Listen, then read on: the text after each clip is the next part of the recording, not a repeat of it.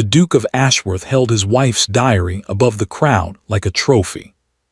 "Shall we hear what a plain little wife dreams about?" he laughed, and 200 guests laughed with him.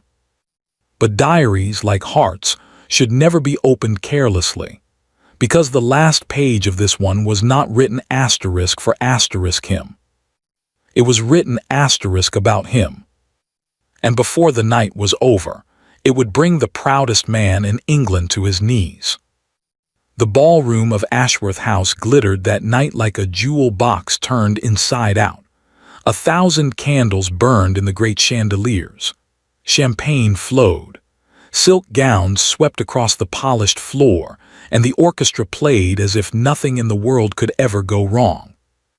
Margaret, Duchess of Ashworth, stood near the tall windows, half hidden by a marble column exactly where she always stood. 3 years of marriage had taught her that this was her place. Not beside her husband, never beside her husband, just close enough to be seen and far enough to be forgotten. She watched Julian across the room. Even now, even after everything, her foolish heart still lifted a little at the sight of him.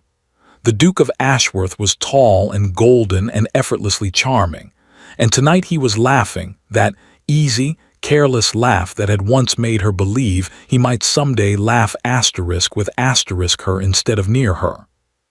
He was laughing with Lady Vivian. Lady Vivian Carlyle wore crimson because of course she did. She stood with her hand resting on Julian's arm as if it belonged there, as if the plain woman by the window were merely a guest in her own home. All of London knew. The whispers had stopped being whispers months ago. The Duke's mistress. The Duke's real hostess.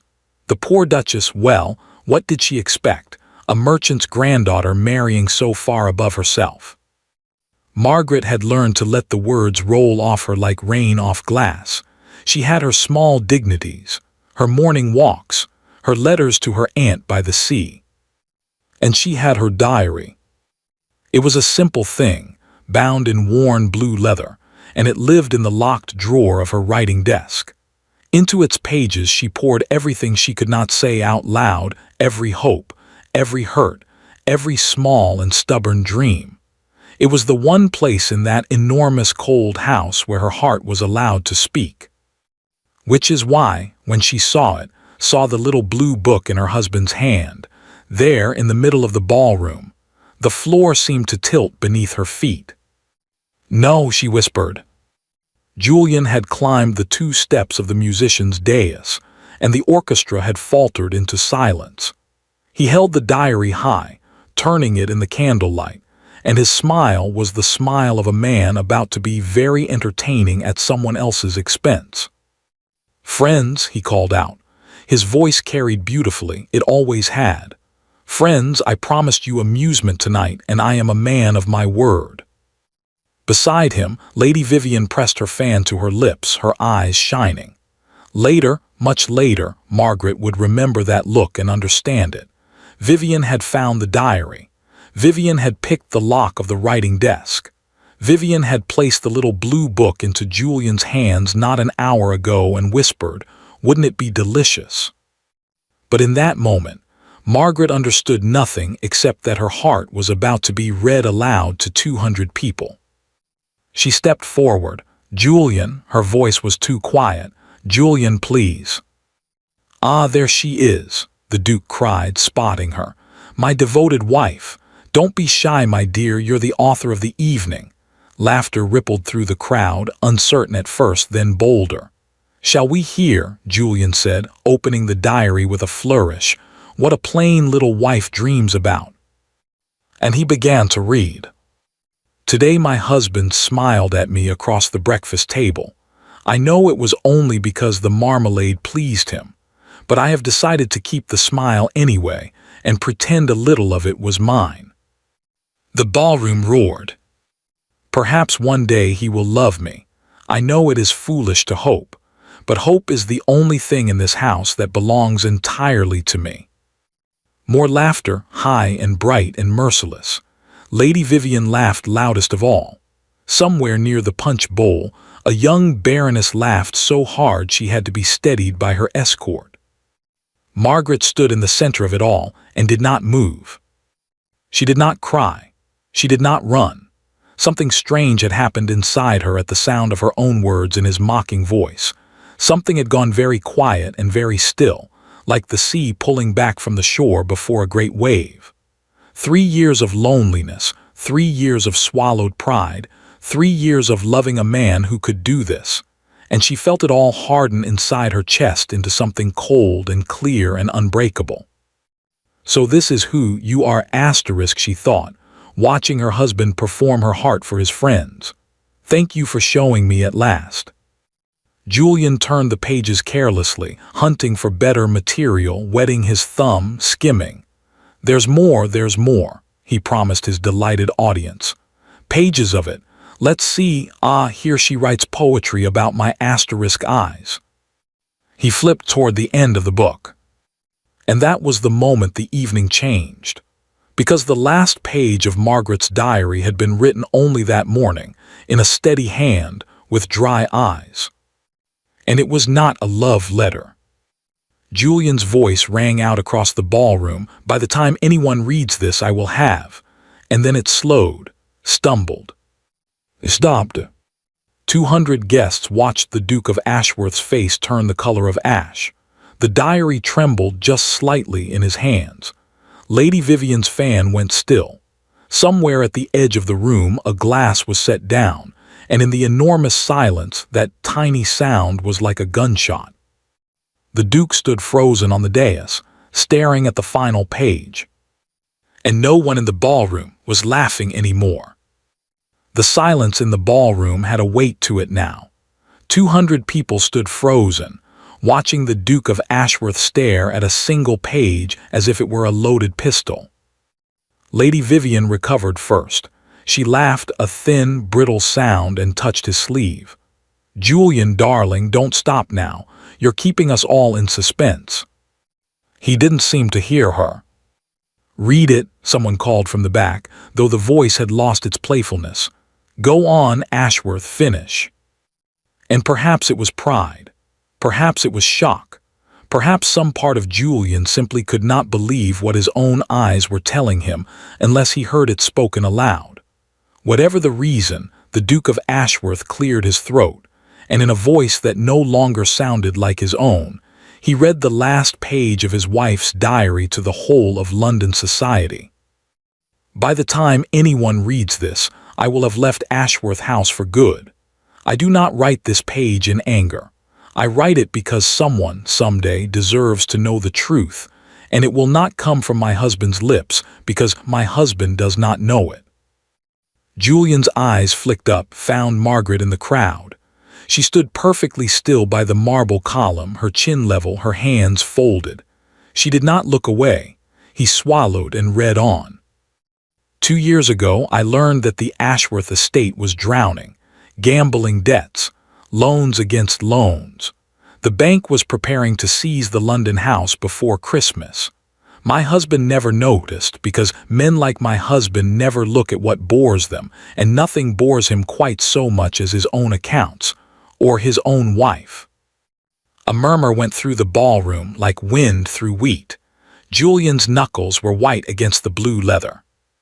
So I did what I could. I sold my pearls first, then the emeralds my grandfather gave me, then piece by piece everything else quietly through an agent so that no one would trace it back to the Ashworth name. For 2 years I have paid this house's debts anonymously. I have kept the creditors from this door 3 times. Tonight's ball, the champagne, the candles, the orchestra playing so beautifully, my husband believes his estate paid for it. It did not. My mother's jewels did. Somewhere in the crowd, a woman gasped audibly. Julian's voice had gone hoarse, but he seemed unable to stop, like a man compelled to finish his own sentencing. I do not want gratitude. I did not do it for gratitude. I did it because 3 years ago I stood in a church and made a promise, and I am the sort of fool who keeps promises even when they are made to someone who never intended to keep his own. But I find I have nothing left to sell.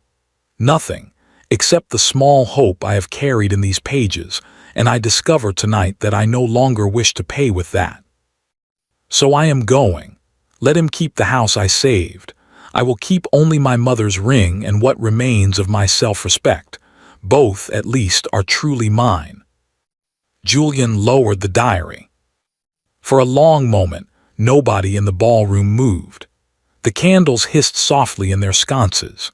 Then near the front of the crowd, a stout, gray-whiskered gentleman in a plain black coat rose slowly from his chair.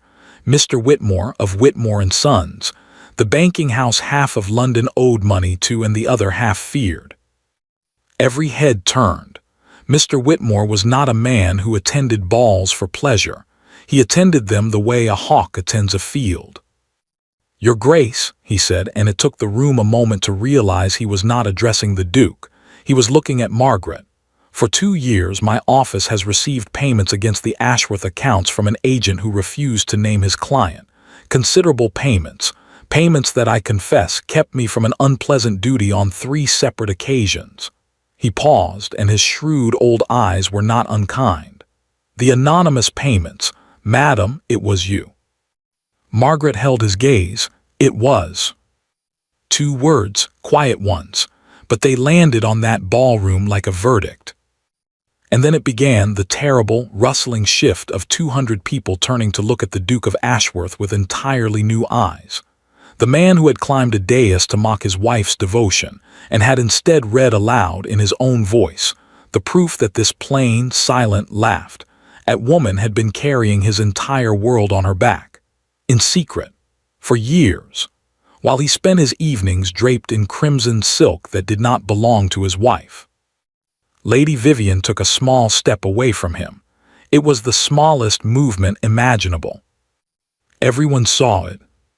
"Margaret," Julian's voice cracked across the silence. He came down off the dais, the diary still clutched in his hand, and the crowd parted before him without being asked. No one, it seemed, wished to stand near him. "Margaret, why did you never, you should have told me." "Told you?" For the first time that evening the Duchess of Ashworth smiled. It was a small smile, and it was sadder than weeping. "Your Grace, I wrote you 300 pages." She looked at the diary in his hands. "You only ever read them to laugh." Then Margaret, Duchess of Ashworth, gathered her skirts and sank into a curtsy, deep, graceful, flawless, the curtsy of a queen taking leave of a court that had never deserved her. She rose, turned, and walked the full length of that silent ballroom alone, her footsteps the only sound in the world, past the frozen dancers and the motionless orchestra and the 200 faces that had laughed at her a quarter of an hour ago. At the great doors, she did not look back. The doors closed behind her with a soft, final click, and the Duke of Ashworth stood in the middle of his glittering, borrowed, paid-for ballroom, holding his wife's heart in his hands. 1 page too late. The Duke of Ashworth woke at dawn, which was strange because he never woke at dawn. For a moment he lay staring at the canopy above his bed, trying to understand what had pulled him from sleep. The house was quiet, but it was not the usual quiet of a great house in the early morning, the quiet of maids moving softly and fires being laid. This was a different silence altogether.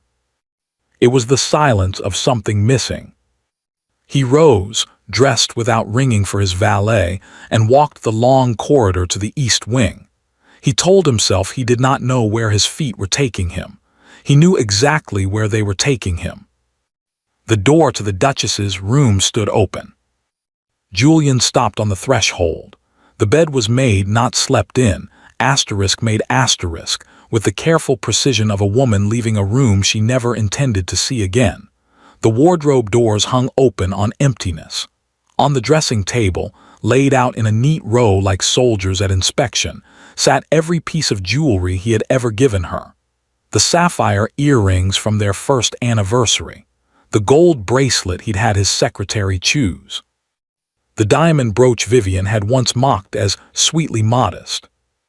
All of it left behind, polished even. The only thing missing from that table was a plain silver ring with a small garnet, her mother's ring. The one thing, He remembered with a sensation like swallowing glass that she had called asterisk truly mine.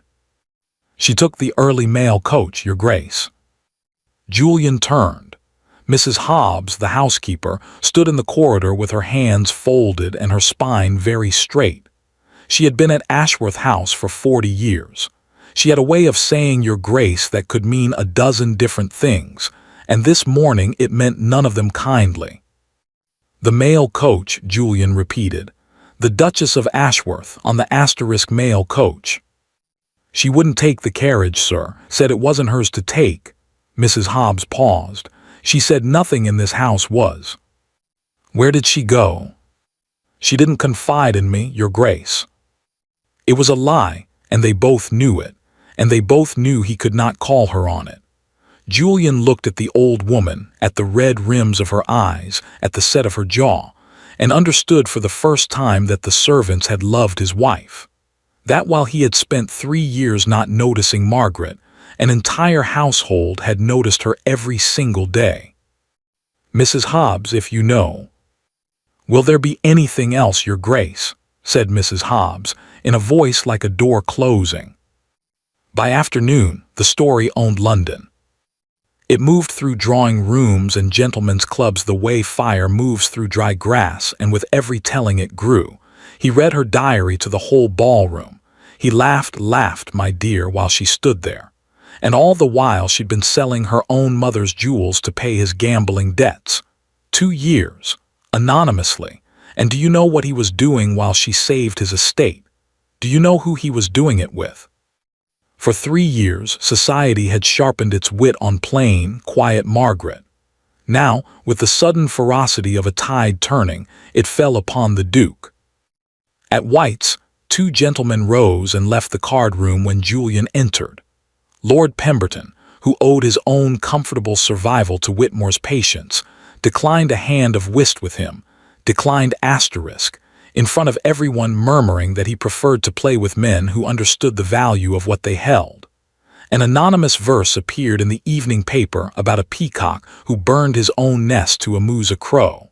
Nobody needed the names explained. And Lady Vivian did not call. Vivian, who for 2 years had arrived at Ashworth House 4 afternoons a week, suddenly her carriage was seen everywhere but there. When Julian's note reached her, the reply came back in a hand so composed it might have been rehearsed for weeks. Dearest, given the circumstances, discretion seems wisest for us both, don't you agree? He read it twice. Then he stood very still, remembering how the diary had come into his hands at all. Wouldn't it be delicious, darling? Read us a page or 2. What harm could it do? She had picked the lock of his wife's desk. She had chosen the night, chosen the moment, placed the book in his palm and wound him up like a toy soldier, and he had marched. Why? For amusement, he had believed. But standing alone in his study as the light died, Julian found the question would not lie flat. Vivian was many things. Careless was not one of them. Nothing she did was ever only asterisk for amusement. He was still turning it over when he found himself, near midnight, back in Margaret's empty room with the diary in his hands. He had not meant to read it again. He read it again, from the first page this time, slowly, the way it should have been read. And somewhere past the middle, by the light of a single candle, the Duke of Ashworth noticed something that made him sit up and hold the book closer to the flame.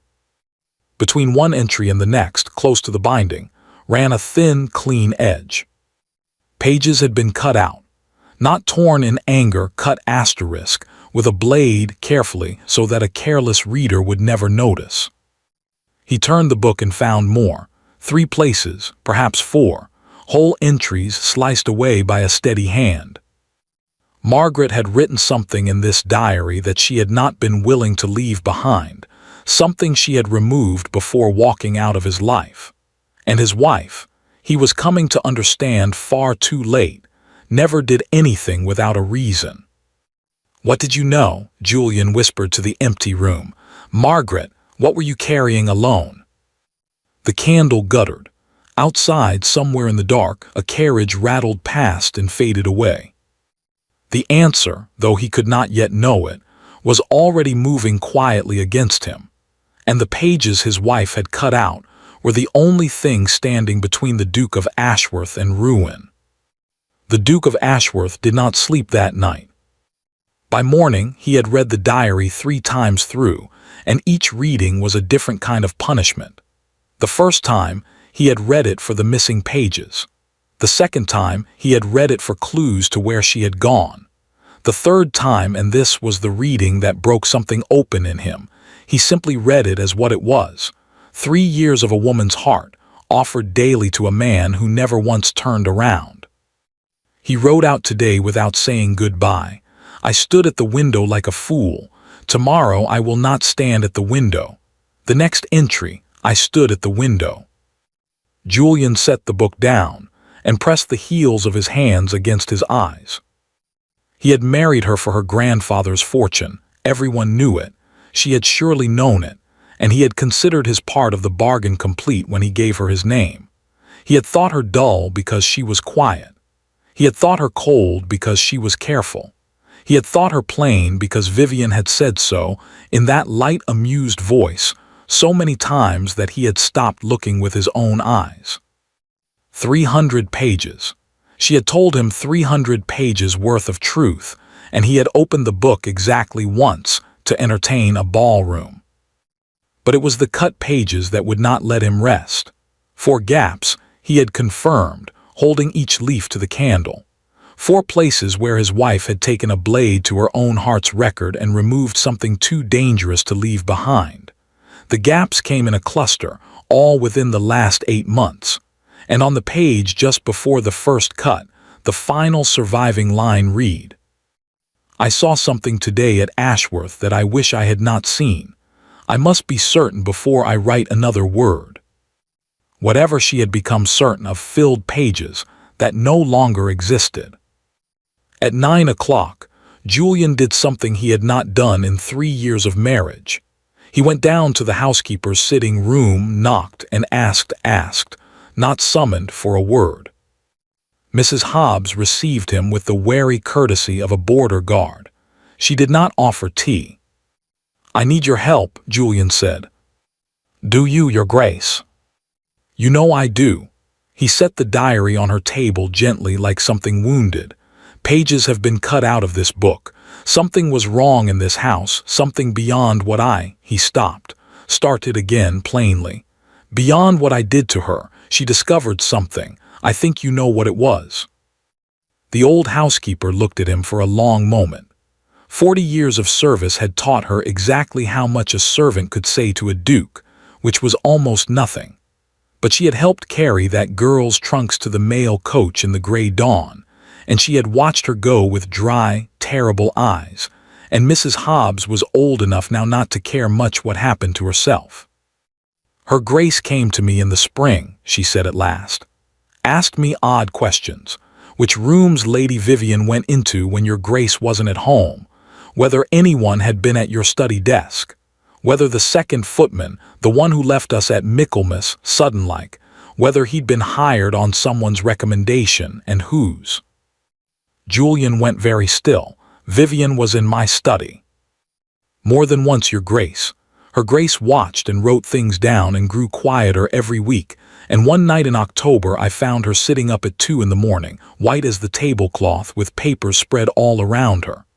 Mrs. Hobbs's chin trembled just once and steadied. I asked her what was wrong. She said, I remember it exact, she said, Hobbsy, I've found something and I can't tell him. He'd never believe me over them. He'd laugh at me. The old woman's eyes came up and fixed on the Duke, and they did not spare him. She said, they'd make sure he laughed at me. The word landed like a stone in still water. Them, Julian said quietly. They, Mrs. Hobbs, who did she mean? She never said the names, Your Grace. Not to me. She said the less I knew, the safer I'd be. Mrs. Hobbs rose, went to the old dresser in the corner and opened a drawer with a small key from her chatelaine.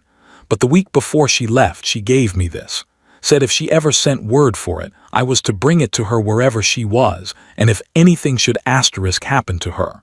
The old woman's voice caught on the word. I was to take it to Mr. Whitmore the banker and no one else. No one asterisk, she said, especially not. She stopped herself. Especially not me, Julian finished. Mrs. Hobbs did not deny it. She simply held out what she had taken from the drawer, a small sealed packet wrapped in oilcloth, no bigger than a prayer book. On it, in Margaret's neat, steady hand, was written a single line. In the event of my death or disgrace, the truth about the Ashworth succession. Julian stared at the words. The succession. The Ashworth title, the estates, everything which, if he died without a son, passed to his cousin. To Frederick. Frederick, who had introduced him to Lady Vivian at a card party 2 years ago. Frederick, who had laughed the loudest at the ball. Frederick, who had written him so kindly just yesterday. Terrible business, old boy. Do let me help with the estate matters while you weather this. You shouldn't face the creditors alone. The packet sat in the housekeeper's outstretched hands, sealed with his wife's ring, heavy with everything she had carried alone. She made me swear, Your Grace, Mrs. Hobbs said softly. Only her hands or Mr. Whitmore's. I'll not break my word to that girl, not for you, not for anyone. And Julian, staring at the seal he had no right to break, understood at last that the diary in the ballroom had never been the whole story. It had barely been the first page. His wife had not fled his cruelty. His wife had fled a war she had been fighting for him, alone in the dark, a war that was still going on. Lady Vivian Carlyle came back. Julian had not expected it. After her cool little note, discretion seems wisest for us both. He had assumed she would keep her distance until the storm passed, the way she kept her distance from anything unprofitable. But 3 days after Margaret's departure, Vivian's carriage rolled up the drive of Ashworth House as if nothing at all had happened, and Vivian herself swept into the drawing-room in dove-gray mourning colors, almost, chosen with exquisite care, her face arranged into tender concern. My poor Julian, she breathed, crossing the room with both hands extended. You look dreadful. Has no one been looking after you? A week ago he would have found comfort in it. A week ago he had been a different man. Now he watched her the way he had learned, these past 3 sleepless nights, to read the diary slowly, attending to what lay beneath the words. And what he saw was this. Her eyes, in the very first instant before her smile settled, went not to his face. They went to his desk, then to the bookshelves, then back to him. She was looking for something. Vivian, he said, your note suggested discretion. Oh, that. She waved it away and settled onto the settee, arranging her skirts. I wrote it in a panic, darling, forgive me. The whole town was so ugly that first day, but I've been thinking of nothing but you. That horrible scene, that horrible little asterisk book. She gave a delicate shudder. You know none of this was your fault. She meant asterisk it to happen exactly that way, you must see that. Julian said nothing. Silence, he was discovering, was a remarkable instrument. His wife had played it for 3 years. I mean truly, Vivian pressed on, and there it was, the slightest acceleration in her voice, like a card player raising the stakes too eagerly. Who writes such a thing on the last page of a diary and then leaves it where it may be found? She staged it, Julian. She humiliated asterisk you asterisk. A pause, Featherlight. What have you done with it, by the way? Done with what? The diary, darling. Burned it, Julian said. He watched the word strike her. To her credit, her face barely moved, a flicker, no more, gone in half a heartbeat.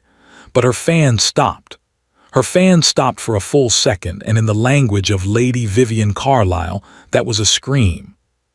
Burned it, she repeated lightly, the whole book. Every page. Was I meant to keep the instrument of my disgrace on my nightstand? No, no, of course not. Very wise. The fan resumed its slow rhythm. She laughed, a small silvery sound with nothing inside it. It's only one here. She wrote other things, wild things, accusations. A woman like that, unbalanced, one worries what fiction she might have. Vivian tilted her head, all sympathy. "Did you read it all before it burned? Was there anything strange in it, about anyone we know?" And there it was. Not did she write about me, nothing so clumsy, but the third question in 10 minutes about a dead book, from a woman who had never in 2 years asked what Margaret thought about anything. Julian felt something cold and steady settle over him, and he understood distantly that he was learning it from Margaret, this stillness, this patience, this art of watching from behind one's own face. "Strange," he said. "No, sentimental drivel and household sums. Why, what would she have written about you asterisk Vivian?" "About me?" Vivian laughed again, brilliantly. "Heavens, what a thought! Lies, I suppose, the poor jealous creature. I only meant," she rose, gliding to the window, recovering herself in the movement, "I worry for you, that's all. Frederick worries too, he says." "You've seen Frederick." The pause was a hair too long. "One runs into him everywhere, you know how he is." She turned from the window, radiant again, seamless again. "He only wants to help Julian, we both do. You need people you can asterisk trust around you now." She stayed another quarter hour, and she was flawless, warm, amusing, dropping Frederick's name twice more, each time stitched to the word trust asterisk. When she rose to leave, she pressed Julian's hand and looked up at him through her lashes. "Promise me you won't brood over that woman's scribblings. Whatever venom she wrote, wherever it is, the smallest, softest pause, one last cast of the line, it's best forgotten. Ashes, as you say." "Ashes," Julian agreed pleasantly, and walked her to her carriage and smiled and waved. Then he went back into his study, closed the door, and stood a long while looking at nothing. The diary was not ashes. It was locked in the strongbox beneath the floorboards of his dressing room, and beside his heart, in his breast pocket, was the memory of an oilcloth packet in an old woman's hands, the truth about the Ashworth succession. His wife had cut 4 sections from her diary and vanished. And now his mistress, who had put that diary into his hands in the first place, who had chosen the night and lit the fuse and stood back to watch, had come in morning gray to ask, 3 different ways, whether the pages still existed. He'd never believe me over them. Asterisk Margaret had told Mrs. Hobbs. They'd make sure he laughed at me. They had made sure he had laughed. It had all gone exactly as designed except for one thing. The last page. Margaret's last page had turned the trap inside out, and now the trappers were nervous, and nervous people made mistakes. "What did you see, Margaret?" Julian murmured to the empty study. "What do they think you can still prove?" He sat down at his desk, drew out a sheet of paper, and began a letter to Mr. Whitmore of Whitmore & Sons. The one man in London his wife had trusted with the truth. It was time the Duke of Ashworth learned what everyone else already knew, that the cleverest person who had ever lived in his house had been sleeping down the hall from him for 3 years, and that her enemies were now his. Mr. Whitmore's office smelled of ink, leather, and old money. The banker received the Duke of Ashworth without warmth but without hostility either, the measured courtesy of a man who had seen 3 generations of aristocrats ruin themselves and had stopped being surprised by any of it. "I wondered how long you would take, Your Grace," Whitmore said, gesturing to a chair. "Sit down. You look like a man who has finally started reading his own ledgers." "I've started reading a great many things too late," Julian said. "I need to know what my wife knew. You are the only man in London she trusted." "Not quite the only one." Whitmore rang a small bell. "There is also Mr. Penrose." The side door opened, and a thin, precise little man entered with a portfolio under his arm, a solicitor by the look of him, the kind who wore caution the way other men wore cologne. He regarded Julian with open dislike. "Mr. Penrose has served Her Grace's family since her grandfather's day," Whitmore said. When the Duchess left London, she authorized us jointly and in writing to use our judgment about what to disclose and to whom if circumstances required it. The banker folded his hands. Yesterday, Lord Frederick Ashworth visited this office. He inquired with great delicacy about the possibility of assuming oversight of the Ashworth debts. For the family's protection, he said. Whitmore's eyes were flat. I believe circumstances now require it. Penrose set the portfolio on the desk, untied it, and began, in a dry courtroom voice, to take the Duke of Ashworth's world apart. Your Grace, what did you lose at the tables in the past 2 years, your own estimate?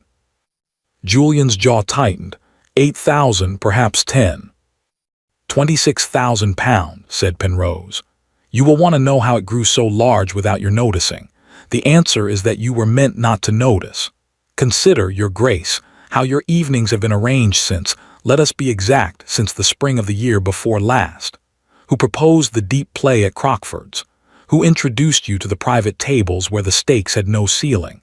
Who soothed you when you lost and told you your luck must turn and ordered another bottle?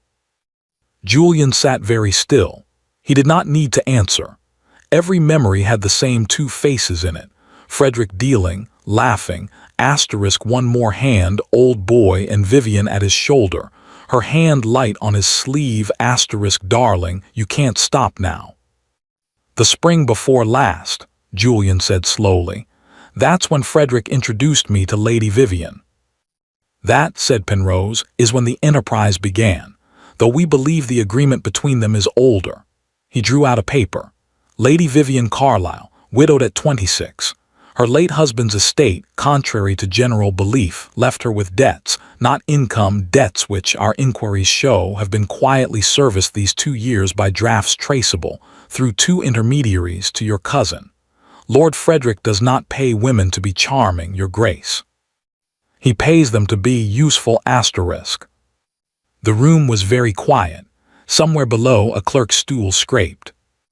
The design was patient and it was simple, Whitmore took it up. Your cousin is your heir. If you die without a son, everything passes to him, but Frederick is not a murderer. Murder is dangerous and vulgar. Ruin is neither. The plan was to bleed the estate white. The lady's role was twofold, to keep you at the tables and to keep you from your wife's bed. No wife, no son. No son, Frederick inherits all. Meanwhile your debts mount until the banks foreclose, at which point your devoted cousin steps forward, purchases the mortgaged Ashworth lands to keep them in the family at a fraction of their worth, with money that would have been ready and waiting. You would have ended your days a duke of nothing, in a rented house, and everyone would have said only that poor Ashworth gambled it all away, as gamblers do. And it would have succeeded, Penrose said, 18 months ago, except that the foreclosure never came. The creditors were always mysteriously paid just enough, just in time. 3 times Frederick positioned his funds for the collapse. 3 times the collapse failed to arrive. The solicitor allowed himself the thinnest smile of his profession. It drove them nearly mad, your Grace. They could not understand it. They never once suspected the quiet woman by the window, because they had spent 2 years teaching all of London, and you, that she did not matter. Julian's voice came out rough. How did she find them? Because she was doing the accounts they thought no one read, Whitmore said simply. Your Grace, your wife has your grandfather-in-law's head for figures. The old man built a shipping fortune from one leased vessel, and he trained her at his knee. When she took over the household books, she found the estate's wounds. When she traced the wounds, she found the pattern. And when she followed the pattern, he nodded at the portfolio, she found the hands making it. Penrose laid them out one by one, like a hand of cards played face-up at last. A letter in Vivian's writing, retrieved from the second footman she had planted in the house and Margaret had quietly dismissed. F. grows impatient. The bank must move by Lady Day or he says the terms change. A page copied from the betting book at Crockford's, showing Frederick's side wagers. The man had been asterisk betting on asterisk his cousin's losses. Records of Vivian's debts and the drafts that paid them. And in Margaret's own neat hand, page after cut-out diary page of dates, Sums, names, the missing pages, or fair copies of them, docketed like evidence for a trial. "She sat where you are sitting," Whitmore said quietly, "in October last at 2 in the afternoon and laid this before us and asked one question. Is it enough to protect him? Not herself, your grace. Him. And I had to tell her the truth, that it was enough to make a scandal but perhaps not enough to make a case. That your cousin would swear the letters were forgeries, and the lady would weep, and the world would say a jealous, plain, disappointed wife had invented a fantasy to explain her husband's mistress." The old banker held Julian's eyes. "And that you, your grace, would very likely be the first to say it." Julian looked down at his hands. He remembered October. He remembered Margaret at breakfast, pale, beginning a sentence. "Julian, there is something I must asterisk," and Vivian's note arriving, and himself rising from the table before his wife finished speaking. He remembered, God help him, the ball 2 weeks later when Frederick had toasted "the ladies who guard our fortunes," and Vivian had laughed, and Margaret had gone white and left early, and he had apologized to his guests for her asterisk moods. She had not been moody. She had been standing alone on a battlefield, watching the enemy toast their own joke in her home. "So she stayed silent," Julian said, "and paid, and let me think," his voice failed a moment, "let me think she was nothing, to keep the trap from closing on me." "Until the trap was used against her instead," Penrose said. "We do not believe the ballroom was an accident, your grace. The lock on her desk was picked. The book was placed in your hand on the most public night of the season. They had discovered at last where the mysterious payments came from. The diary was meant to finish her, to make her a laughingstock and drive her from London, so the last obstacle would remove itself." He paused. "In that they succeeded. She is gone. And with her gone, the payments stop," Whitmore finished. "The estate has perhaps 4 months, your grace. Frederick's funds, I have reason to know, are already positioned. This time there is no one standing in the dark between you and the cliff." Silence settled over the office. Julian rose and walked to the window. Below, the city went about its business, carriages and clerks and money moving in its eternal river, and somewhere beyond it, in a cottage by the sea he had never troubled to know the address of, was a woman with a garnet ring who had carried all of this, all of it, behind a quiet face he had mocked in front of 200 people. "Mr. Whitmore," Julian said at last without turning, "where is my wife?" The banker and the solicitor exchanged a look. "Your grace," Penrose said carefully, "the first paper her grace signed in this office last week was an instruction regarding a petition of annulment. The second was an instruction that her address be given to no one." He closed the portfolio and tied its cords. "She was particular about the wording, not no one but her husband." "Especially asterisk her husband," Julian said. "Her exact words, your grace." The village of Saltmere sat where the green hills of Devon ran down to meet the sea, a scatter of whitewashed cottages, a church with a crooked weather vane, and a gray stone harbor where fishing boats knocked gently against their moorings. It took Julian 9 days to find it. Penrose would not tell him. Whitmore would not tell him. Mrs. Hobbs looked at him as if he had asked her to open a grave. In the end, it was the smallest of threads that led him there. A 3-year-old letter in Margaret's writing desk, from an aunt, her mother's sister, signed your loving Aunt Prudence asterisk. With a smudged postmark he had a Bow Street man study under a glass for 2 hours. Saltmere, Devon. He made the journey alone, on horseback, through 2 days of rain. He could have taken the carriage with the Ashworth crest on its doors. He found he could not bear to. And so it was a wet, mud-splashed, hollow-eyed man, looking very little like the Golden Duke who had held court in a glittering ballroom, who stood at last before a small cottage on the cliff road, where late roses grew over the door and the wind came up off the sea smelling of salt. Through the front window, in the lamplight, he could see her.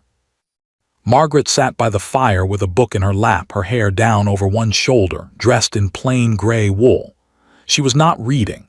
She was looking into the flames, and her face. Julian stood in the rain and stared because he could not remember ever once in 3 years simply looking at his wife's face. It was not a plain face. It had never been a plain face. It was a still face, a guarded face, the face of a garrison that had been under siege for years. He had been told it was plain by the woman who was starving it, and he had never checked. He knocked. Footsteps.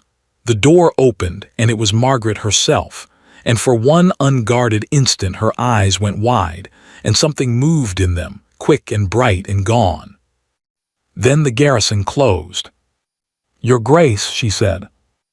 Not Julian asterisk. 2 words perfectly courteous, and they hit him harder than any insult could have. Behind her, an older woman's voice called from the kitchen, "Who is it, dear?" And Margaret answered without taking her eyes off him. "No one, Aunt Prue, a traveler who's lost his way." "May I come in?" Julian said. "No." The word was quiet and total. She stepped out instead, pulling a shawl about her shoulders, closing the door behind her, and stood with her back to it, placing herself, he realized, between him and the small, warm world she had built in 9 days. The rain had eased to a fine mist. The sea muttered below the cliff. "You should not have come," Margaret said. "Mr. Penrose was given clear instructions." "Penrose kept them. They all kept them, your banker, your solicitor, your housekeeper. You inspire a remarkable loyalty, madam. I had to find you the way strangers find people. It seemed fitting." "What do you want, your Grace?" He had rehearsed this for 9 days, through 200 miles of rain, speeches, explanations, defenses. Standing before her, every one of them turned to ash. So he told the truth plainly, the way she had always written it. "I know everything," he said. "Frederick, Vivian, the debts, the design, the footman, the letters. Whitmore and Penrose laid it all before me. I know what you found and what you paid and what you carried and for how long and how alone." His voice roughened. "And I know what I did in that ballroom. Margaret, I have not slept since. I read the diary, all of it, the way it should have been." "You read my diary again." The words cracked across the space between them like ice breaking. Margaret had gone white, not the fragile white of a fainting woman, but the burning white of a fury 3 years deep. "You stood in my aunt's garden," she said, very low, "and offered me as contrition that you have now read my private thoughts twice, once for your friend's amusement, once for your own education." She laughed, one short, terrible breath of a laugh. "You still don't see it, even now, even here." "Then make me see it." "You read my diary aloud in a ballroom, your Grace." Her voice did not rise. That was the worst of it, it did not rise at all. 200 people, my hopes. The things I wrote at 2 in the morning because there was no living soul in that house I could say them to. You held them up like a music hall turn, and you did the voices, Julian. You did an asterisk voice for me. For one instant her composure flickered, and beneath it he saw not anger but the wound itself, bottomless. Then it sealed again. "There is nothing left to read. Do you understand? You read my diary in a ballroom, and now there is nothing written in me at all. Not for you." "Margaret." "Mr. Penrose has the annulment papers drawn." She gathered the shawl tighter, her chin level, her eyes dry. "Grandfather's settlement gives grounds enough, and you will not contest it. You owe me that much, and we both know you owe me a great deal more. Sign them, your Grace. Go home. Save your estate or lose it. Marry Lady Vivian or duel Frederick or drown in the Thames of your own choosing." She turned, opened the cottage door, and paused with her hand on the latch. The lamplight from inside caught the small garnet ring, the only thing she had kept. "You came for absolution," Margaret said, not looking back. "But I spent 3 years writing you 300 pages of it, one day at a time. You laughed. I have no pages left." The door closed. The bolt slid home, a small iron sound, very final in the dark. Julian stood in the misting rain for a long time. Below the cliff, the sea rolled and broke and rolled again, vast and indifferent. And behind the curtained window the lamp burned in a warm room he was not allowed to enter, and the Duke of Ashworth, who had never in his life been refused anything, understood at last, completely, what he had spent 3 years refusing asterisk or asterisk. He rode back toward London at first light. He did not know, could not know, that he was riding toward a catastrophe. Because in London, Frederick had learned exactly where the missing evidence lay, and had already begun the counterstroke that would put not the Duke, but Margaret herself, in the shadow of a prison cell. Julian returned to London to find the city smiling at him. That was the first warning. Men who had cut him at White's a fortnight ago now nodded. Invitations reappeared on the hall table, and at the center of the thaw, gracious and tireless, was Cousin Frederick, telling everyone everywhere what a wronged man the Duke of Ashworth had been. "I've been setting things right, old boy," Frederick said, arriving uninvited at Ashworth House with the easy warmth of a man who owned the place already. "Someone had to defend the family name while you were traveling." A pause, delicate as a stiletto. "Devon, wasn't it? Wet this time of year." Julian kept his face still. "He knows where she is." "The truth is coming out at last," Frederick went on, wandering the study, touching things, the globe, the inkstand, the spines of books, the idle inventory of an heir. "About the diary, about those famous anonymous payments. People rushed to canonize her, of course. Saint Margaret of the Ballroom," he smiled. "But saints, when one examines them closely, so rarely survive it." "Say what you came to say, Frederick." "Only this, cousin. Money flowed through hidden channels for 2 years, out of accounts, through agents, past every proper record. London called it devotion." Frederick stopped at the window, and the lamplight caught something in his face that had waited a long time to show itself. "The magistrates may call it something else. Where did a merchant's granddaughter learn to move thousands of pounds invisibly? What else moved through those channels?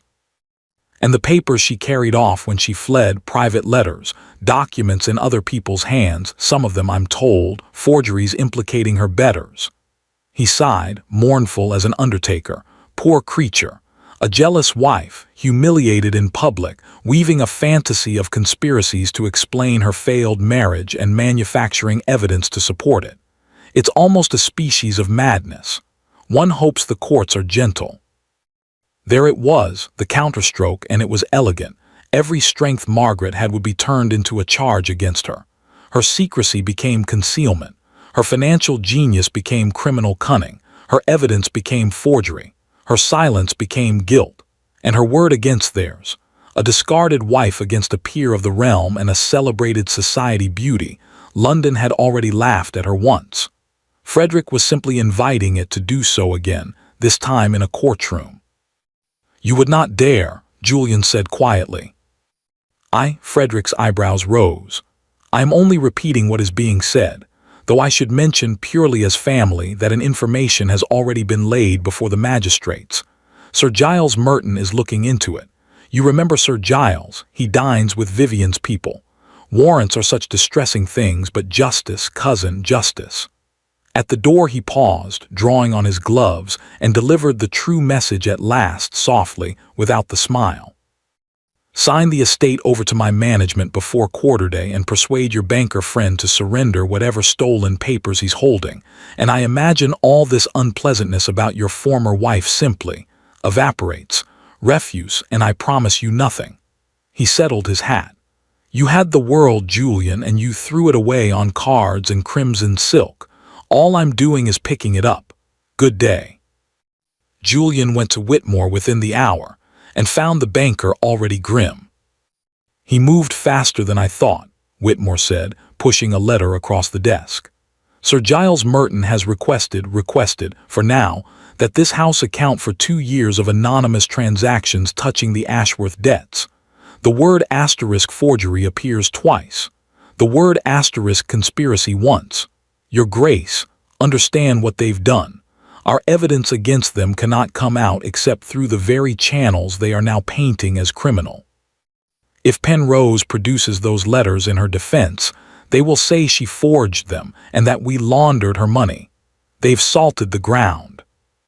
Then I'll testify. I'll confirm everything, the tables, the debts, Vivian. Testify to what? Whitmore said, not unkindly. That your cousin encouraged you to gamble. Men encourage men to gamble in every club in London. It is not a crime, it is a Tuesday. That your mistress asked questions about a diary. Your Grace, asterisk, everything they did runs through you and you saw none of it. Your testimony proves only that you were blind. The one person who saw it, documented it, dated it, lived asterisk it. The old banker took off his spectacles and rubbed his eyes. Is the person they are about to arrest. The word fell into the office like a stone down a well. There is worse, Whitmore said. Sir Giles's clerk let slip that officers may be sent into Devon. If she is taken there alone with no counsel present, a search of the cottage, her papers seized as evidence of forgery, Frederick will have every original document in his hands within the week. He won't even need the trial, though I expect he'd enjoy one. Julian stood at the window. Down in the street, London flowed on, and somewhere in it Vivian was choosing a gown and Frederick was drinking someone's health, and 200 miles away a woman was sitting by a fire in a cottage with roses over the door, believing herself finally safe, while a warrant crept toward her through the rain. She had spent 2 years standing invisibly between him and ruin. No one was standing in front of asterisk her asterisk. Whitmore, Julian said, the mail coach to Exeter, when does it go? Your Grace, if you rush down there now, you lead their watchers straight. They already know where she is. Frederick told me so to my face. It was the whole point of telling me. Julian took up his hat. His hands, he noticed remotely, were perfectly steady, steadier than they had been in weeks. He believes he's holding every card. He's mistaken. There is one card he cannot imagine because a man like Frederick cannot conceive of it being played. And that is... A duke, Julian said, on his knees, in public, under oath. He paused at the door. Send word to Penrose. Tell him to bring everything to Exeter and tell him I said asterisk everything asterisk, his objections included. My cousin wants a trial he can control. We are going to give him one he can't. But the roads were bad with rain that week, and the mail was slow. And when Julian's carriage at last came down the cliff road into Saltmere 3 days later, he saw it from half a mile away and felt the world drop out from under him. 2 officers of the law standing at Aunt Prudence's gate, among the trampled roses. And Margaret between them, chin high, eyes dry, small garnet ring glinting on a hand that did not tremble being led away. The Exeter Assize Court had never in its history been so full. Word had traveled faster than the mail. The Diary Duchess, arrested, forgery, they say, and the Duke himself come down from London. The gallery groaned with spectators. 2 newspapermen had ridden through the night. Even the ushers craned their necks. Sir Giles Merton presided beside the local magistrates, pink and self-satisfied, having assured Frederick by letter that the preliminary examination would be managed asterisk. Margaret sat where they placed her, hands folded, spine straight, the garnet ring turned inward against her palm. She had spent 2 nights in the keeper's house, spared the common cells only by her rank, which everyone assured her was a mercy. She had not wept.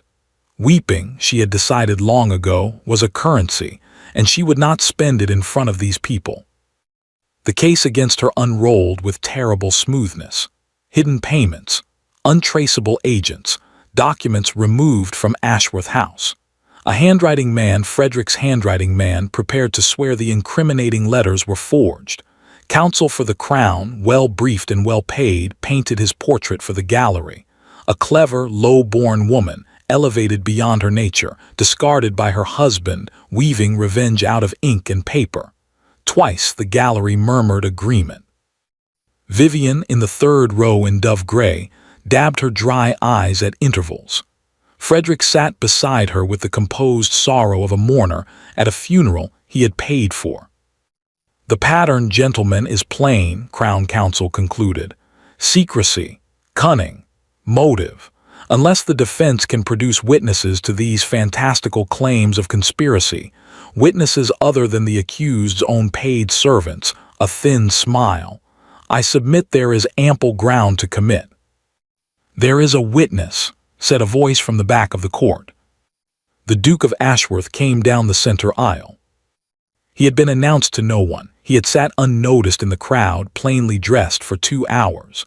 Now the whole room rose in a rustle of astonishment, and Sir Giles half stood. "Your Grace, this is the court had no notice," while at the front, for the first time in 3 years, Julian saw his wife's composure break, not into softness, into alarm.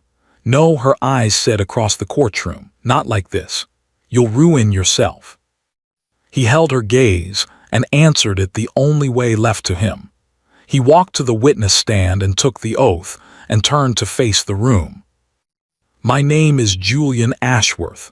I am the 6th Duke of Ashworth, and I ask the court's leave to testify against my own interest, my own family, and my own character." He paused. "It will not take long. None of it reflects well on me." "Your Grace," Sir Giles blurted, "you are not obliged." "I am aware of what I am not obliged to do, Sir Giles. I have spent 3 years doing only what I was not obliged to do. Allow me, once, the alternative."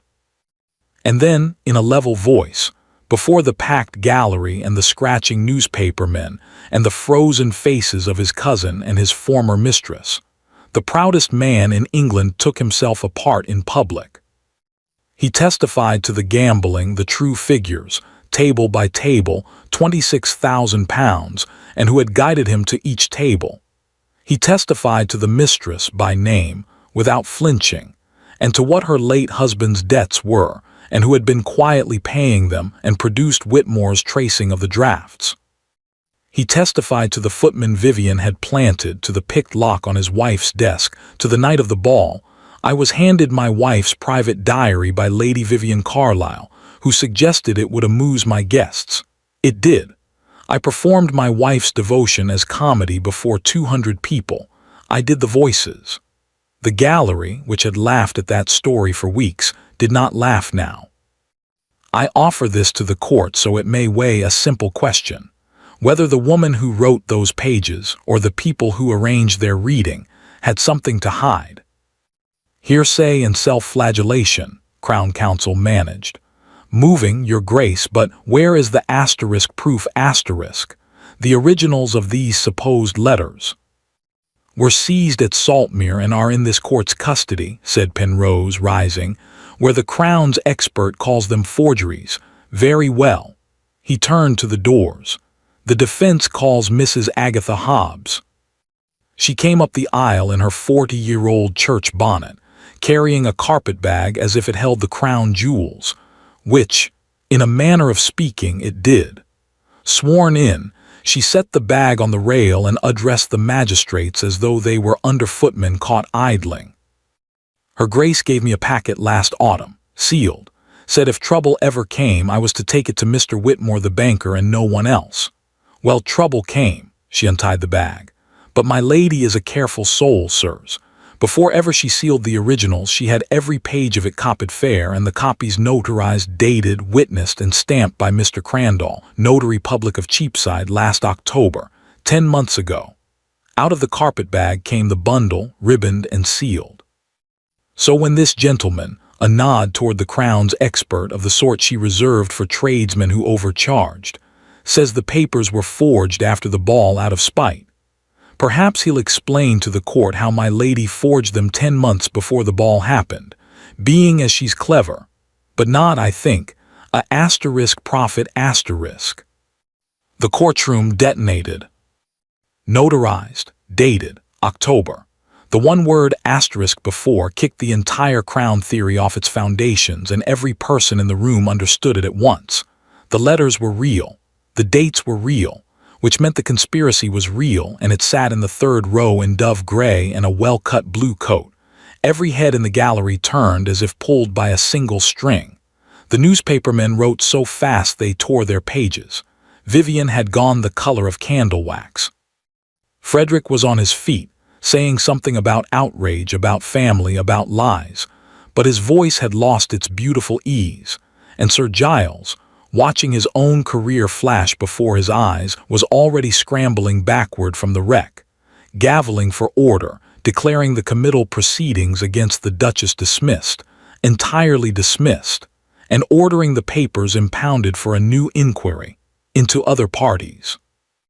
In the uproar, Julian stepped down from the stand. He crossed the well of the court to where Margaret stood, free, stunned, the gallery roaring around her, and there, in front of the assembled county, the newspapermen, and the two people who had built their fortune on the certainty that a duke's pride was unbreakable, the 6th Duke of Ashworth went down on his knees. Not to propose. He had no right yet, and he knew it. "I'm not asking for anything," he said, and though he spoke quietly, the room had gone so still that every word carried to the rafters. "I came to say it where I broke it in public under oath in front of witnesses. Margaret, I was blind and I was cruel, and you stood alone between me and ruin for 2 years while I made you a joke. Every laugh I earned at your expense, I return with interest. Let them laugh at me now kneeling, and let it be printed. It is the only true thing I have left to give you." He looked up. "The annulment papers are signed. Penrose has them. You are free of them and of me. I only wished you to hear once in daylight what I should have said 300 pages ago." He rose, bowed to her, deep, formal, the bow of a man to his sovereign, and walked out of the courtroom alone, through a crowd too astonished to part properly, leaving behind him his ruined cousin, his exposed mistress, a room full of witnesses, and his wife, standing in the wreckage of every trap ever laid for her, staring after him with her hand pressed flat against her heart, where, beneath her palm, folded small and carried for 9 days against all reason and all resolve, lay the one page she had cut from her diary that no lawyer, no banker, and no court had ever seen. The last ball of the London season was held, as it had been for 30 years, at Harrington House, and this year no invitation in England was more coveted, because word had gone round, whispered from drawing room to drawing room, that both asterisk of them would be there. The Duke of Ashworth, and the woman half of London now called, with a reverence that would once have been mockery, the Diary Duchess. The 2 months since Exeter had rearranged the world. Frederick had fled to the continent one step ahead of the new inquiry, his London creditors suddenly, mysteriously, all calling their loans at once, in a coordination that bore Mr. Whitmore's fingerprints, picking his estate clean behind him. Lady Vivian's name had vanished from every guest list in England. She had retired, it was said, to a cousin's damp house in the north, where the society papers did not reach. Sir Giles Merton had discovered an urgent passion for early retirement, and Margaret had not gone back to Devon. She had meant to. She told herself so daily. But there had been the inquiry to see through, and Whitmore's accounts to settle, and Aunt Prudence, traitorous, twinkling Aunt Prudence, had announced that the sea air troubled her joints and taken rooms in town for the season. So Margaret stayed in a quiet house in a quiet square, annulled, independent, restored, avenged. And every single day, something arrived from Ashworth House. Not jewels, not flowers, not one word of courtship. He had promised her asterisk nothing asked, and he was keeping it with a discipline she had not known he possessed. Instead, the deed of her mother's jewels, every piece traced through the sale rooms and quietly bought back, one by one over weeks. The household ledgers, submitted monthly for her inspection like a steward's, showing the estate's debts falling under a regime of economy that had London's clubs in disbelief, Ashworth, refusing a card table. And once, only once, a note in his own hand. "Mrs. Hobbs asks me to report that the roses you planted by the east wall have taken. I go and look at them more often than I can defend. J. She had thrown it in the fire. She had then sat by the fire until it burned, which took some time, because she had waited until the fire was nearly out. Now she stood at the edge of the Harrington ballroom in deep blue silk, near the tall windows, half shadowed by a column in the old place, out of the old habit, and watched the crowd part and murmur and turn. The Duke of Ashworth had entered, and he was carrying a book. Small, bound in brown leather, unmistakably to a room that had heard the story 100 times, *A diary*. The murmur swelled and died into a silence so complete that Margaret could hear the candles burn. Julian walked not to the dais. He stopped short of it deliberately on the level floor among the guests, and opened the book, and looked once across the room, straight at her, asking a question with his eyes. She should have turned away. Her hands had gone cold. She did not turn away. 2 seasons ago, Julian said, and his voice carried without effort into every corner, I stood in a ballroom and read aloud from a lady's diary to make her ridiculous. Most of you were there. All of you laughed, but I invited the laughter, so the debt is mine. Tonight I have come to pay it, the same coin, the same forfeit. He lifted the book. This is my diary. I began it the night she left. No one has read it. It goes to whoever wishes to print it when I am done, but first it will be read aloud to 200 people so that the scales are level. Turnabout, I'm told, is fair play. And he began to read. Day 1. The house is silent. I keep listening for a step I never once listened for while I could hear it. No one laughed. Day 9. Devon. She would not let me in, and she was right not to. On the ride home I understood that I have been angry at the rain for 2 days when what I am is ashamed, and the rain at least will stop. Day 30. Whitmore showed me what she paid year by year. I have spent the evening doing a sum of my own, what she asked for in 3 years in return. I have checked the figure 4 times. It is nothing. She asked me for nothing. I gave it faithfully. A sound moved through the ballroom, not laughter. The opposite of laughter, that soft rustling that means 200 people have forgotten to guard their faces. Old Lady Harrington was gripping her lorgnette like a railing. Margaret stood by her column, very straight, and her nails were leaving marks in her palm. Day 61, Julian read, and hear his voice, which had held level through all of it, began to fray at the edges. Her diary said, perhaps one day he will love me. I know it is foolish to hope.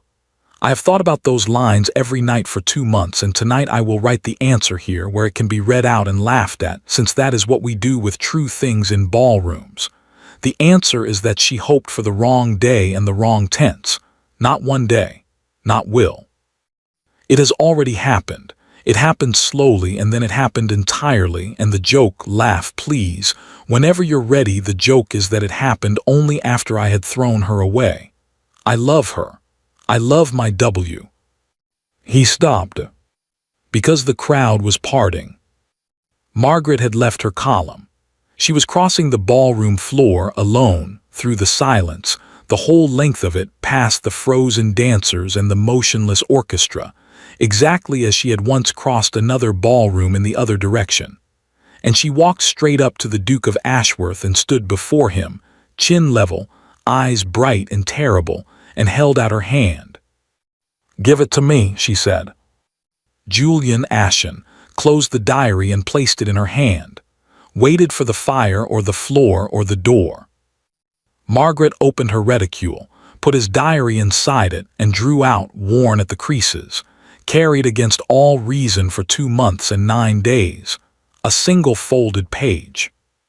"You read yours," she said. Her voice was steady. Her hands were not, and she had stopped caring who saw.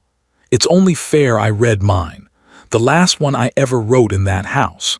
I cut it out the morning I left because it was the one page I couldn't bear anyone to see, least of all you."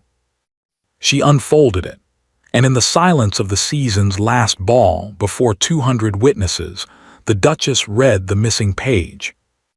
"I have burned my hopes and settled my accounts, and tomorrow I leave this house forever, and I find I must write one last true thing before I go, or it will poison me all my life.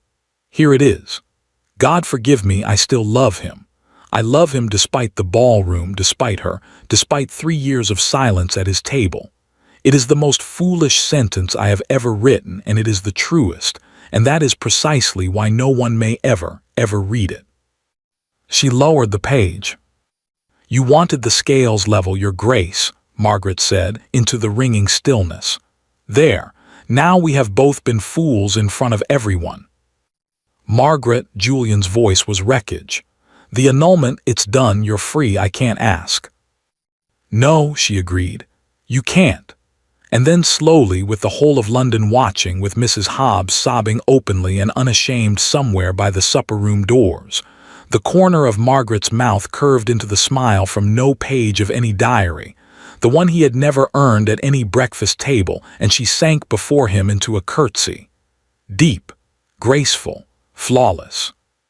The curtsy with which a queen grants a petition. So I suppose, she said, rising, I shall have to ask you.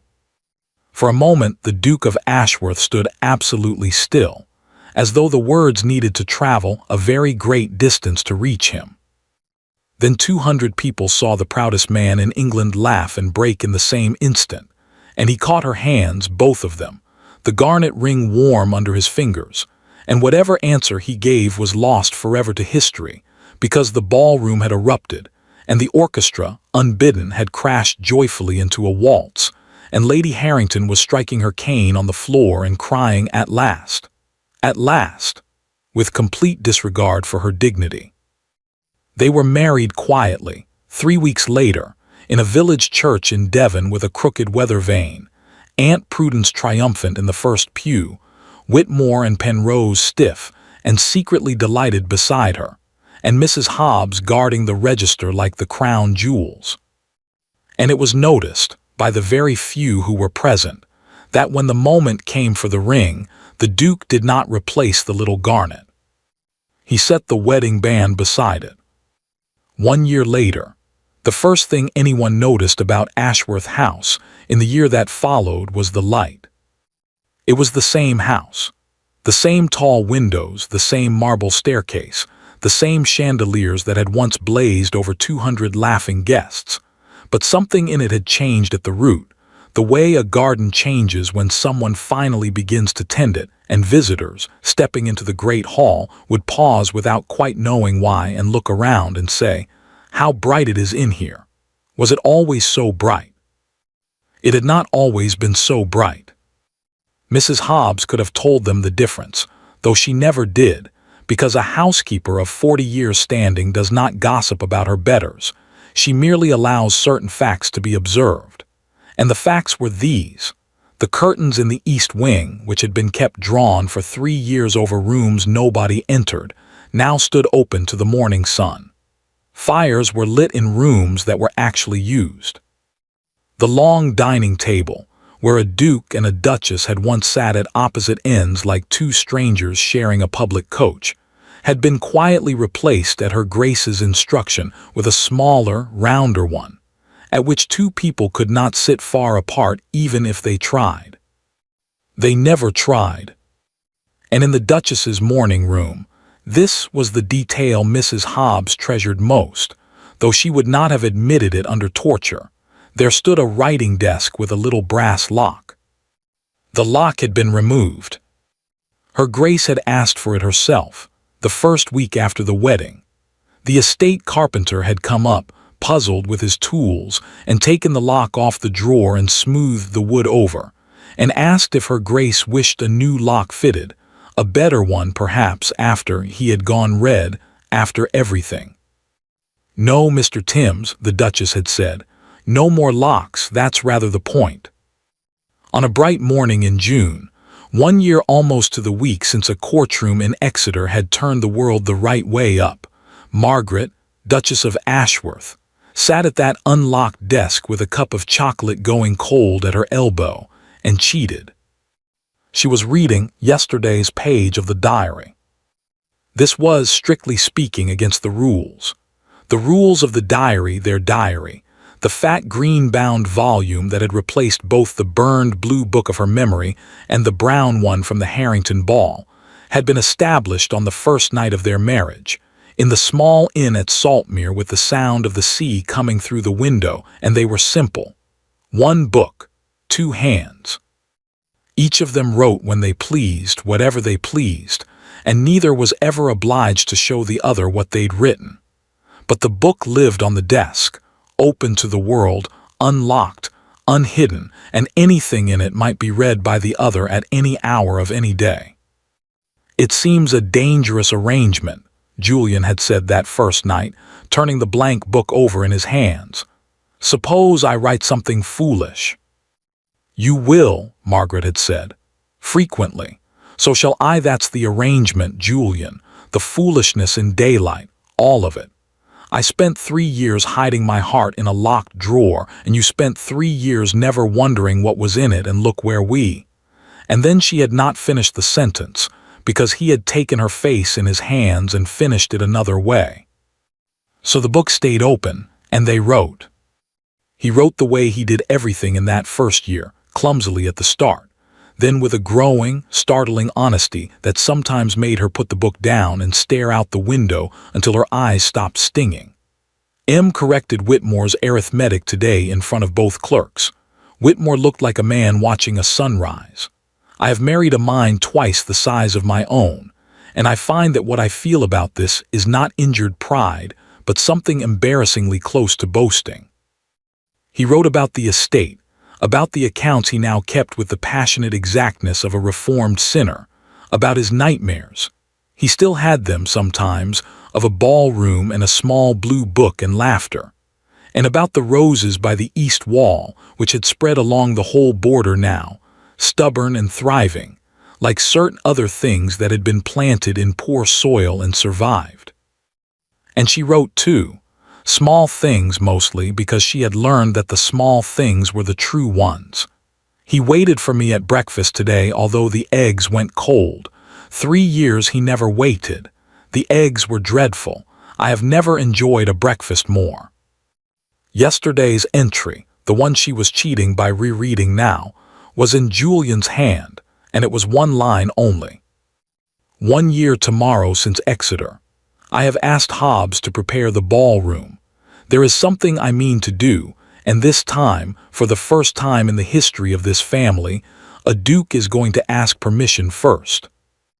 Margaret set down the book and looked out the window at the June morning, and smiled the smile that appeared in no ledger and no court record, and touched, briefly, the place where her stays had lately begun to feel a little snug, and the secret beneath it that she had been carrying, hugging to herself, for 6 delicious weeks. 2, she thought, could play at surprises. The year had been kind, though kind was perhaps the wrong word. The year had been asterisk, just asterisk, which was rarer and better. Frederick had reached the continent, but the continent, it developed, had been warned. Mr. Whitmore's correspondents were everywhere that money was lent, and a man who has been publicly exposed conspiring to defraud his own family makes an unattractive client. The letters found their way from banking house to banking house, Vienna, Paris, Rome, always arriving somehow, a week before Frederick did. He had settled at last in a small spa town in the German states, in rented rooms, living carefully on an allowance which, and this was the detail that had made all London gasp when it emerged, was paid to him quarterly by the Ashworth estate. Julian had insisted on it. Margaret, to everyone's astonishment, had agreed, and had then set the amount herself to the shilling. "It's enough to live on decently," she had explained to a bewildered Whitmore, "and not enough for a single hand of cards at any respectable table. He'll receive it every quarter-day for the rest of his life, from the family he tried to ruin, and every quarter-day he'll have to sign a receipt for it. Starving him would be cruelty, Mr. Whitmore. This is arithmetic asterisk." And Whitmore, who had buried 2 wives and outlasted 3 chancellors and thought nothing in finance could delight him any more, had gone home, and told his clerks that the Duchess of Ashworth had invented a form of revenge that compounded quarterly. Of Lady Vivian there was less to tell, which was itself the punishment. The North had kept her. Society's memory, endless where scandal amused it, is pitiless where scandal has ceased to amuse, and Vivian's great currency, the only one she had ever traded in, had been being talked about. Nobody talked about her now. A gentleman lately returned from Harrogate reported having seen her at an assembly there, in a made-over gown 2 seasons old, being gracious to the wife of a wool merchant. The story raised, in London's drawing rooms, not even a laugh, only a small silence and a turning to more interesting subjects. Sir Giles Merton grew roses, badly in Surrey. And in Devon, in a cottage on the Cliff Road, Aunt Prudence's joints had made a remarkable recovery the moment the wedding was over. Sea air, she said, though she was persuaded up to town twice a year, where she had struck up with old Lady Harrington, a friendship so conspiratorial that Julian swore the two of them were the true government of England, and Margaret did not entirely argue. The ballroom of Ashworth House had not been used since the night of the diary. This was not spoken of. It had simply happened. Dinners, yes, and music in the long gallery, and at Christmas a party for the tenants that had ended with the Duke of Ashworth dancing a country reel with Mrs. Hobbs while the household roared, but the ballroom's great doors had stayed shut, by unspoken agreement, all year. Some rooms need time before they can be forgiven. Now, on the evening of the anniversary of Exeter, the doors stood open, and the 1,000 candles were lit, and Margaret paused on the threshold in dove-blue silk and felt her heart perform a small, complicated maneuver. The room was full, but not with 200 glittering strangers. Julian had made his own guest list for this night, and it was the strangest assembly the ballroom of Ashworth House had ever held. Mr. Whitmore stood by the fireplace in his plain black coat, drinking the second-best sherry with the expression of a man auditing it. Mr. Penrose had brought his wife, a small, round, cheerful woman who was the talking half of the marriage. Aunt Prudence and Lady Harrington had established a court of 2 chairs and were receiving. The Vicar of Saltmere was there, having been fetched the whole way by the Ashworth carriage, and Mr. Timms the carpenter in his Sunday coat, and the whole upper household down to the newest kitchen maid, scrubbed and shining and terrified with joy. And by the supper-room doors, in a new lace cap that Margaret had given her, and that she had declared asterisk far too fine and had worn every day since, stood Mrs. Agatha Hobbs. 40 people, perhaps, in a room built for 400. Every one of them had stood by Margaret when it cost something to do it. "You see the principle," Julian said quietly, appearing at her side, offering his arm. "I have had a year to think about what a ballroom is for. I got it wrong the first time. A ballroom, it turns out, is not for the people who laugh at what you read out in it." He looked down at her. "It's for the people who wouldn't." There was music. The estate had its own small orchestra now, the second footman being a fiddler of ferocious talent. And there was supper, and Lady Harrington's cane kept time on the floor, and at 10 o'clock, when the room was warm and golden and nobody's guard was up, the Duke of Ashworth stepped into the middle of the floor with a book in his hand. The fat green book, their book. The room went still, but it was a different stillness from that other night's, the way a hearth fire is different from a lightning strike. Margaret, by the window, felt Mrs. Hobbs materialize at her shoulder, and felt the old woman's hand find hers and hold it. "A year ago tonight," Julian said, "in a courtroom in Exeter I read out the worst of myself in public, and it was the best thing I have ever done. It gave me a superstition. Certain things, I now believe, only become entirely true when they are said in front of witnesses." He opened the book. "My wife and I keep a diary between us. The rule is that either may read what the other writes. Tonight I claim the rule in front of you all. Margaret, forgive me. I found it this afternoon, and I ask her permission." He looked at her across the room, and his voice was suddenly not steady at all. "I ask her permission to read one page aloud." Every head turned to the Duchess. Margaret stood very straight, and her cheeks were burning, and her eyes were bright, and Mrs. Hobbs's grip on her hand had become something in the nature of a vice. She had written the page that morning. She had left the book on the desk, open, unlocked, unhidden. "That's rather the point." "Permission granted, Your Grace," said Margaret, Duchess of Ashworth, in a voice that carried clear and warm to the rafters. "Read it properly, mind. No voices." And so, in the same ballroom where he had once read her heart out as comedy, before 40 true witnesses and 1,000 candles, Julian read out 4 lines in his wife's neat, steady hand. And this was the second time in its history that a page of Margaret's diary silenced the ballroom of Ashworth House, and the last, and the best. An entry for my husband to find. There is to be a new name in the family Bible by spring. I have known for 6 weeks and kept it for tonight because you are not the only one in this house with a sense of occasion. Happy anniversary, Julian. Come and dance with me. For a moment the Duke of Ashworth stood absolutely motionless in the middle of his own ballroom, staring at the page, doing, as he later freely admitted, the sum 3 times, like Whitmore checking a figure too good to be true. Then the book fell, frankly and completely disregarded, onto a chair, and the proudest man in England crossed his ballroom floor at something perilously close to a run, and caught his wife up, and the room came down around them. Lady Harrington's cane hammering the floor, Aunt Prudence weeping magnificently, Penrose's wife embracing the vicar, Whitmore shaking hands with the carpenter, the fiddler footman launching without orders into the wildest reel in his repertoire, and Mrs. Agatha Hobbs, 40 years in service and dignity unbroken through fire and flood, sobbing like a girl into her far too fine new lace cap, and not caring one straw who saw. They danced. Everyone danced. The Duke danced with the Duchess, and then with Mrs. Hobbs, and then with the kitchen maid, who did not sleep for 2 days afterward. The Duchess danced with Whitmore, who revealed a shocking secret competence at the quadrille. And at midnight Julian and Margaret stood together at the tall windows in the old place by the marble column, reclaimed now, like everything else, and looked out at the summer dark.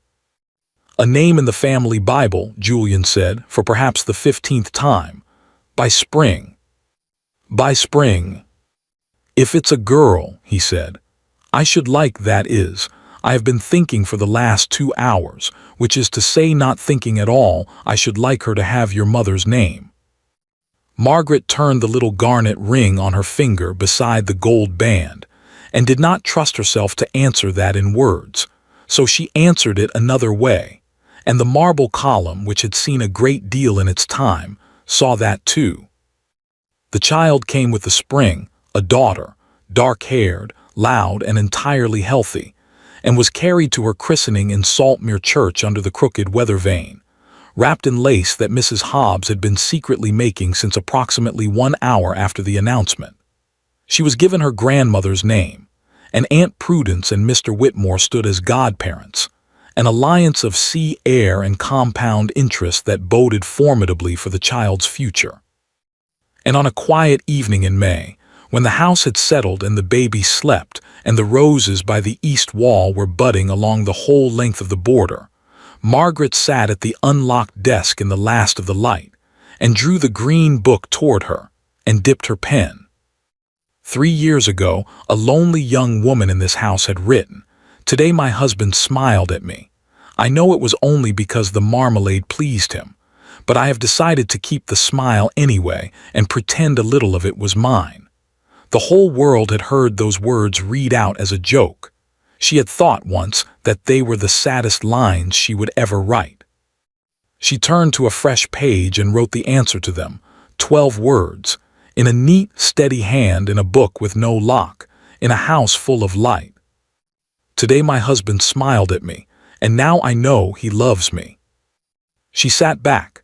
Downstairs, faintly, she could hear Julian in the nursery doorway, informing his daughter, who was 3 weeks old and asleep, of the evening's estate business, in the confidential tone of a man reporting to his superior officer.